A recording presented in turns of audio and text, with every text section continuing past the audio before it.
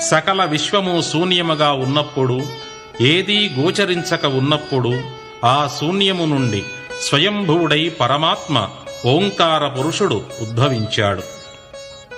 ఇతడే అహం అను మూర్తి.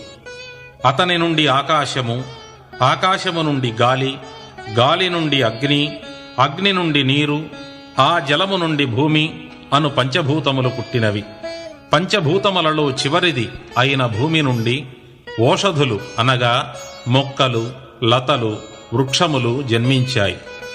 ఈ వృక్ష సంపద నుండి మాత్రమే జీవులకు ఆహారం లభిస్తుంది. అనగా ఈ భూమిపై సంచరించే ప్రాణికోటి ఏ రూపంలో ఆహారం స్వీకరించినా ఆ ఆహారం ప్రత్యక్షంగా లేదా పరోక్షంగా వృక్షముల నుండి మాత్రమే అందవలసి ఉంది. అందుకు సందేహం లేదు. చెట్ల నుండి ఉత్పత్తి అవుతున్న గింజలు,